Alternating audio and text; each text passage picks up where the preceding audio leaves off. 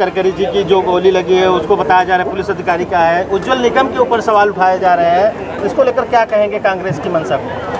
देखिए, सारी दुनिया जानती है जब 26/11 अजमल कसाब और उनके साथियों ने जो हल्ला किया था तभी सरकार कांग्रेस की थी।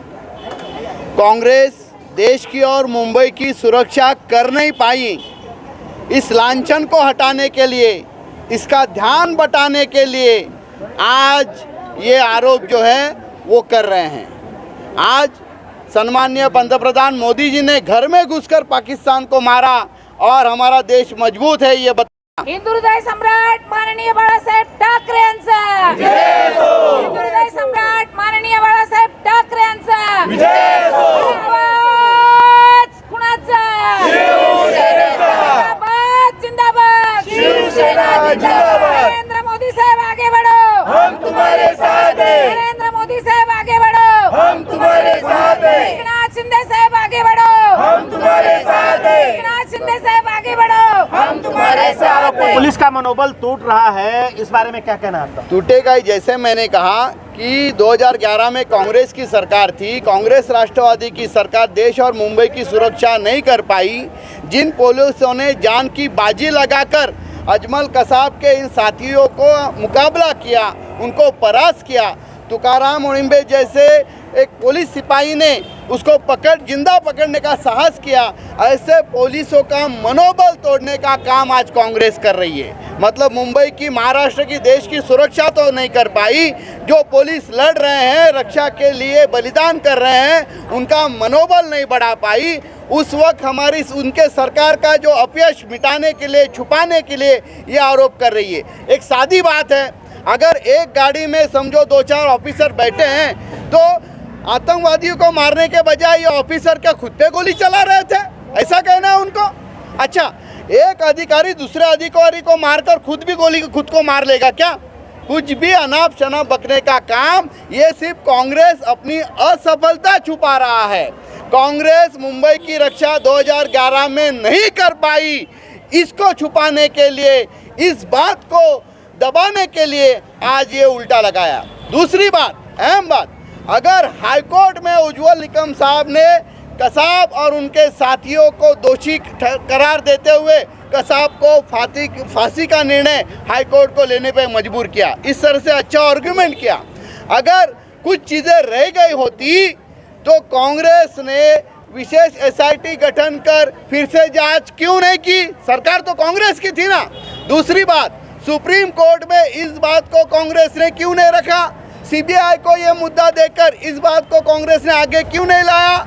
इसका मतलब साफ है, उनकी सरकार थी तो उनके पास मौका था कि अगर ये कुछ बात अगर समझो नहीं बताई गई या छुपाई गई है तो उनकी सरकार थी, उनको सुप्रीम कोर्ट में इसके बारे में याचिका दाखिल करनी चाहिए थी, उनको विशेष समिति इसके बारे में बताकर जांच करनी चाहिए थी, सीबीआई की जांच करवानी चाहिए थी। लेकिन कांग्रेस ने उनकी सरकार के दौरान ऐसा कुछ किया नहीं।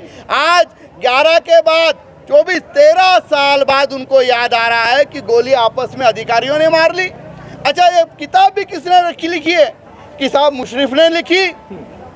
किताब लिखने वाला भी कौन है? देखो, हम धर्म जाति के नाम पर कोई तेड़ नहीं करते, ना करना है, लेकिन किताब लिखने वाला, उसको जनता के सामने लाने वाला ये कौन है, ये जानिए। इसीलिए हम नारा दे रहे हैं, कांग्रेस का हाथ पाकिस्तान के साथ, कांग्रेस का हाथ पाकिस्तान के साथ, कांग्रेस का हाथ पाकिस्तान के साथ। पर आरएसएस पर और उज्जवल निकम पर कि पुलिस की गोली से जो अधिकारी थे वो शहीद हुए हैं, इस पर आपकी क्या प्रतिक्रिया, क्या कहें?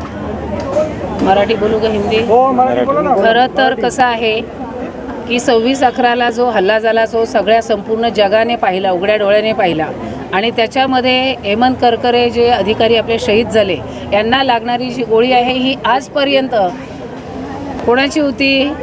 आतंकवाद्यांची होती। परंतु आज या निवडणुकीमध्ये डोळ्यासमोर ठेवून हा जो पराभव आहे हा त्यांच्या जिव्हारी लागत आहे आणि हे सगळं डोळ्यासमोर ठेवून त्यांनी असं स्टेटमेंट दिलेलं आहे. खरं तर ते महाराष्ट्र राज्याचे विरोधी पक्षनेते आहे. हे पद जे आहे हे खरोखर चांगलं पद आहे, याची त्यांना खरोखर आहे का नाही गिनती मला माहिती नाही. परंतु आज हे त्यांनी जे वाक्य बोललेलं आहे की ही पोलीस अधिकाऱ्याची गोळी होती, हे खरोखर निंदनीय आहे आणि हे असं वक्तव्य त्यांच्यासारख्या लोकांना शोभत नाही. कारण या मुंबईवरती 26/11ला जेव्हा हल्ला झाला त्यावेळेस काँग्रेसचं सरकार होतं आणि केंद्रातसुद्धा काँग्रेसचं सरकार होतं. तर त्यावेळेस खरोखर ह्या महाराष्ट्रातल्या जनतेला नव्हे तर देशातल्या जनतेला कुठेतरी अपेक्षा होती की ह्या हल्ल्याच्या विरोधात या ठिकाणी काहीतरी न्याय या ठिकाणी मिळेल. परंतु त्या सरकारने कुठचंही पाऊल त्या ठिकाणी उचललं नाही. पंतप्रधान नरेंद्र मोदी साहेब हे पंतप्रधान झाले त्यावेळेस त्यांनी बलवामामध्ये जाऊन घुसून जो सर्जिकल स्ट्राईक केला त्यावेळेस भारत हा मजबूर नाही तर मजबूत देश आहे हा संपूर्ण जगाला दाखवून दिला आणि त्याचे पडसाद आज संपूर्ण या देशामध्ये उमटत आहेत आणि याचंच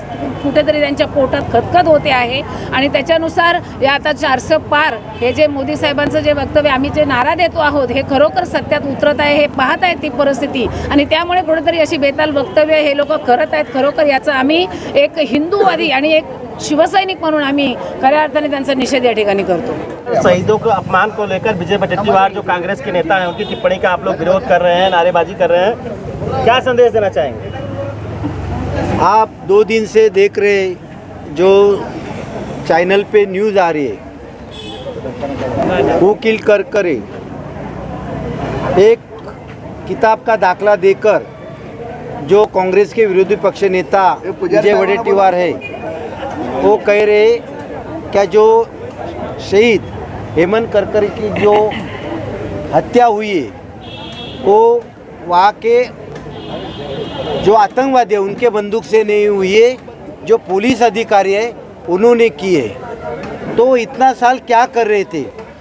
आज लोकसभा का चुनाव है और इस चुनाव में कांग्रेस हार रही है और उसका गठबंधन इसके लोगों को गुमराह करने के लिए ये कांग्रेस का चाल है.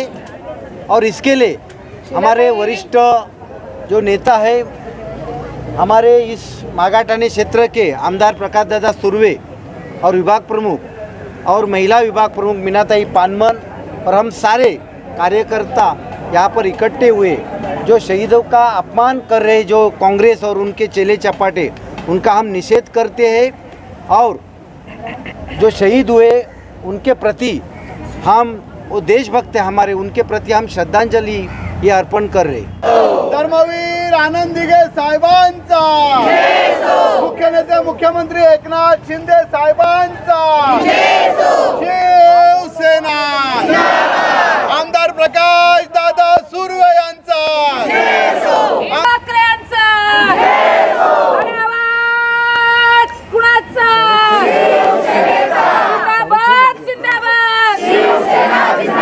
केलेला आहे की आपले 26 तारखेला जे शहीद झालेले हेमंत करकरे साहेब होते ही यांना लागलेली ही गोळी ही आतंकवाद्याची नव्हती तर पोलीस अधिकाऱ्याची होती असं वक्तव्य त्या ठिकाणी केलेलं आहे आणि ते अक्षम्य एक गुन्हा आपण त्या गोष्टीला मानू शकतो.